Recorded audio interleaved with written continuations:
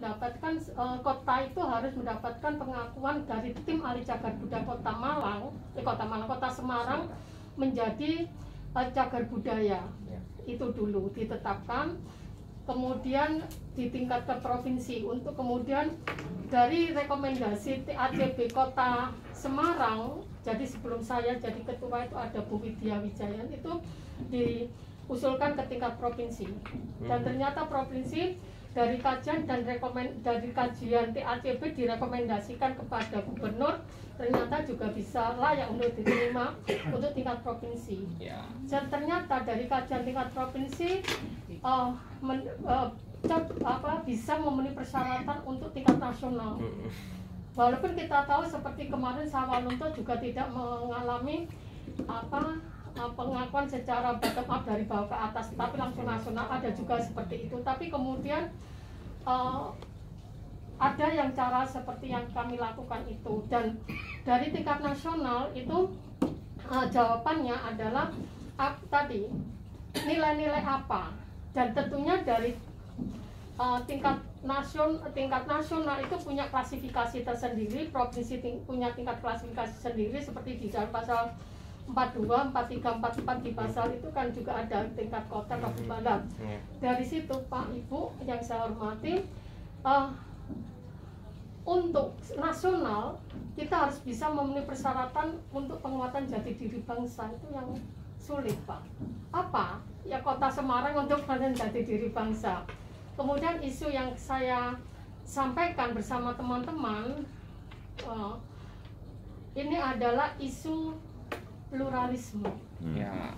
Isu pluralisme, di mana isu pluralisme itu sifatnya adalah naratif yang cukup panjang dalam landscape budaya Kota Semarang sejak zaman dulu sampai dengan sekarang.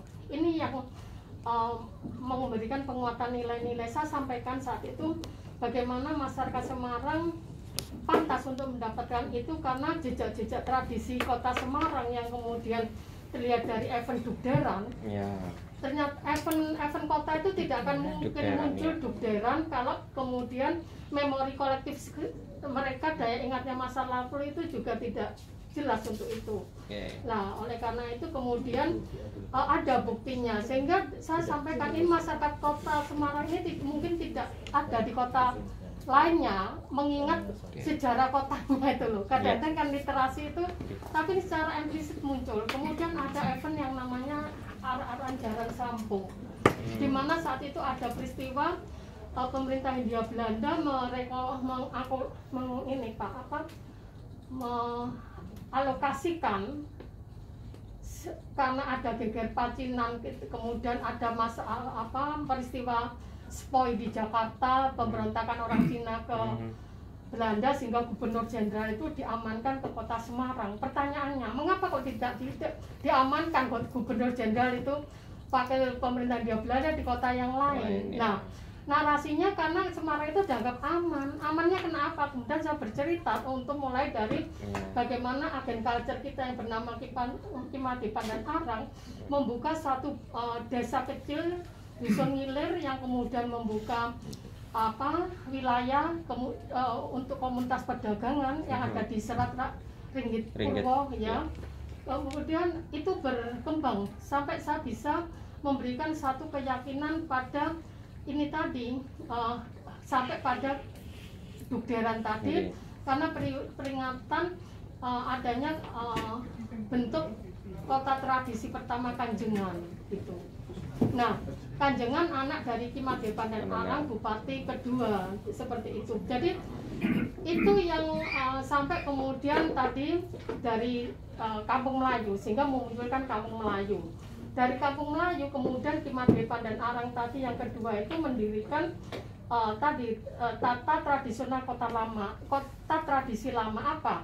Ada Kauman di sebelah barat, kemudian pasar masjid di sebelah barat, pasar di sebelah timur, Kanjengan itu di sebelah utara, karena memang Kimadepan dan Arang itu turunan dari Demak, sehingga dia pengaruh Hindu Budanya masih ada. Dia menempatkan Kanjengan itu di sebelah selatan Iswara.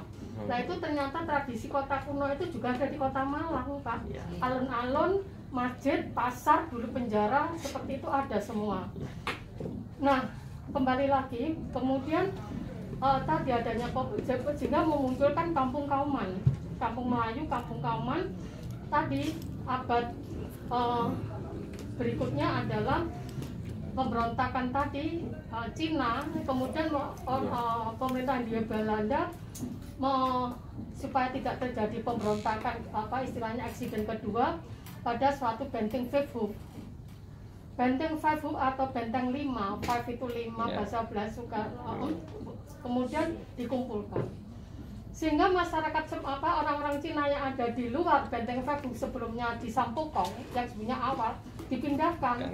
Padahal kelenteng yang tertua itu ada di Sampokong. Nah sekarang ternyata ada itu Pak rekan-rekan Sampo itu mengarak dari tapi seperti itu.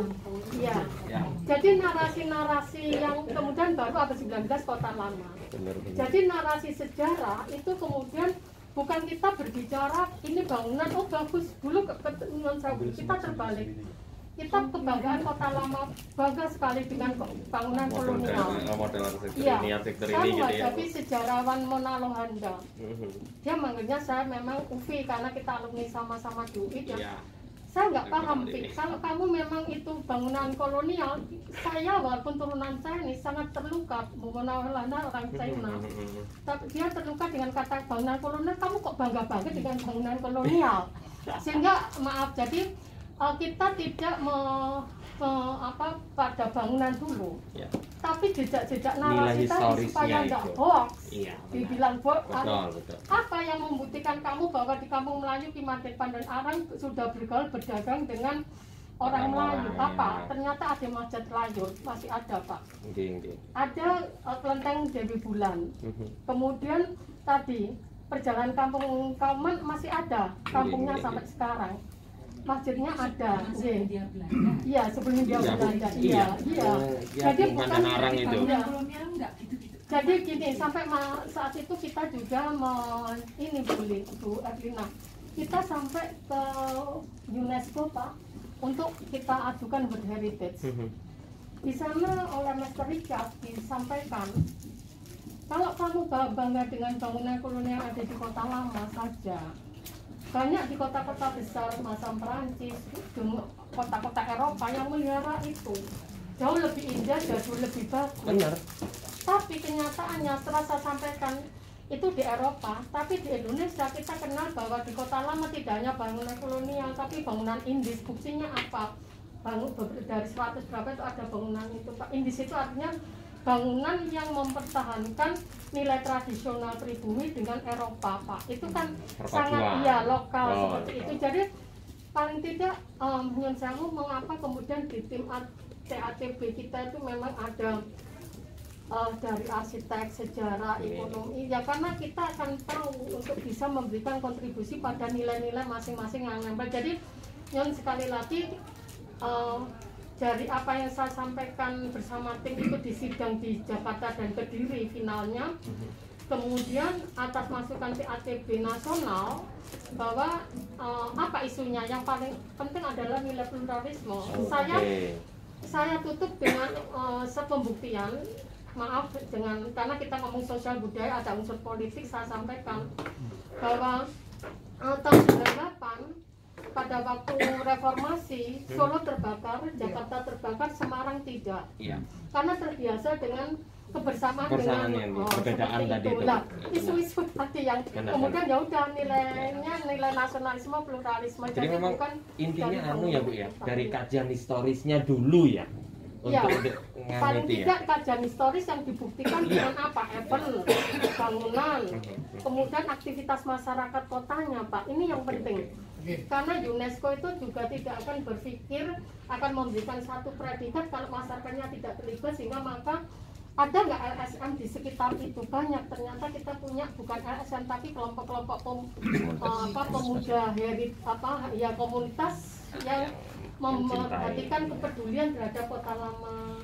Ya ini Bapak Ibu sayang sekali nih wadahnya nih. Sayang Pak Apunten, Bu Erlin, Pak Enggi.